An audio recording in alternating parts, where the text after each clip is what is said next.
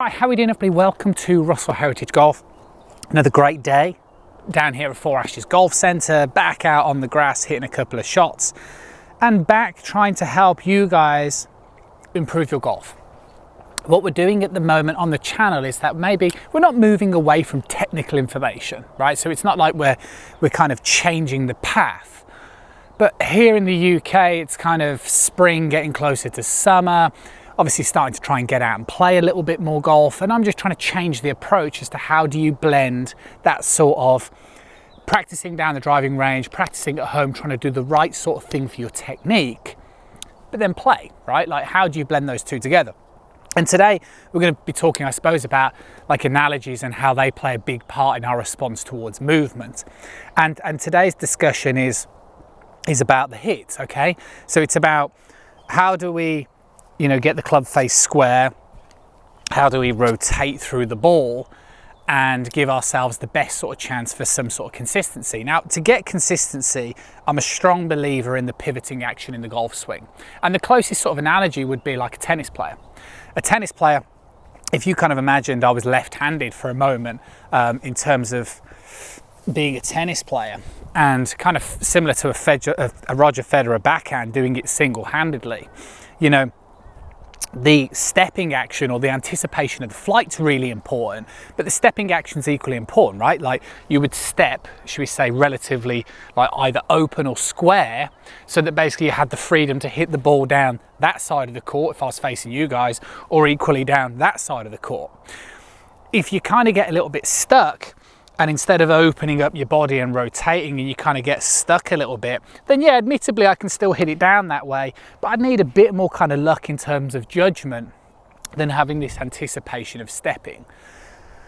So I really like that. That's something that obviously is, that we talk a lot about on the channel because I think it's really, really important.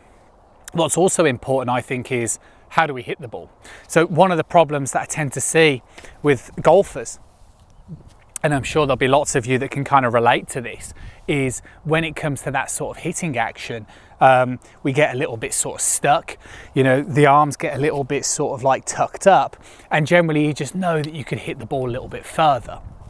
And one of the things I get a lot of people to do is get that sort of feeling of throwing the club more down towards the target, doing some left arm only swings like we talked about on the channel recently, and then trying to get the feeling that you're turning the chest, and it's the chest that propels the arm towards the target. Now eventually, obviously, when you re-establish your right hand on the club, the right hand is going to change the amount of width that you can create, because obviously with your left hand only, as your right hand, it can't reach. So the right hand will kind of, should we say, slow that left hand down, and you'll end up looking this way. But there's a big difference between releasing like so and then hitting it like so. Now some of you might think, but there's pros out there with bent arms, and I would agree. But they don't look completely stuck, and what they've done is they've still found a way, even if you're slightly bent, where they've still been able to rotate the chest through the ball, so they still get a consistency in contact. So what's the analogy? Well, we're going back to the tennis. Backhanders, okay? It's backhanders, so it would be a lead arm only, backhanded, and what you're doing is very similar to a lot of drills that I've done recently. See the way I'm just stepping? Okay, so I'm lifting my left leg up, or my lead leg up, re-establishing the step, but as I re-establish the step, I'm opening my chest, so my left arm stays very close to me, and then from there, I'm just getting the feeling of releasing, so my watch face goes more down towards the ground to help close that club face. Now, when am I thinking about it?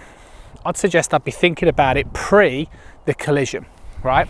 So it'd be happening very, very sort of naturally. But what you're doing by doing this drill is that you are basically teaching yourself the motor skills of, should we say, coordination. So I think that that's the reason why this is really important, because it's a close analogy towards the sort of golf swing, and this idea of stepping and then releasing is a really, really important feature that we see exist in golf. Now we're going to talk about, should we say, abilities, which basically are the things that we possess naturally very, very well, and how analogies massively help that.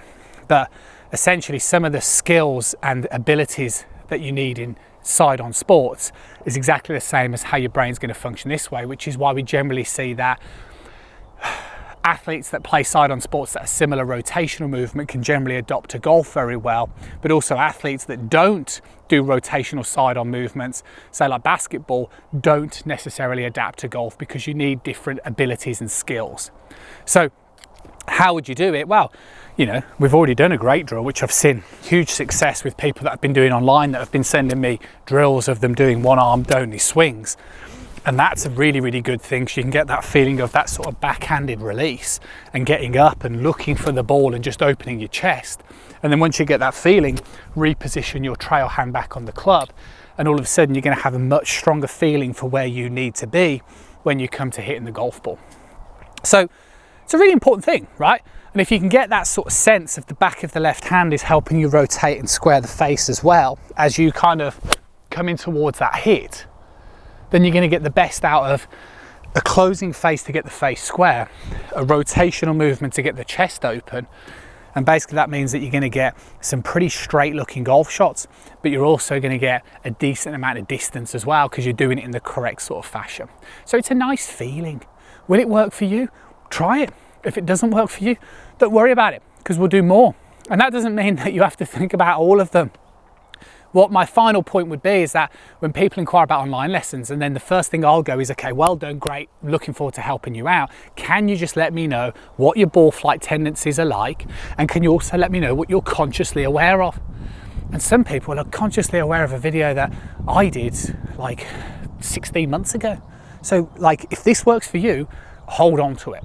If it doesn't, don't stress, but try it, because you never know what it might unlock as a feeling. That backhanded sort of tennis analogy might just help you get that sense of opening up a little bit more and might just resonate with some golfers that watch this video. Hopefully you enjoy it. Remember, content comes out every day around the swing, around that sort of mentality and how we approach it as well. So if you don't want to miss a video, press that subscribe button, press the little bell icon as well, because that means you receive notifications every time a new video comes out. Keep working on it. Keep practicing. I'll catch up with you guys very soon.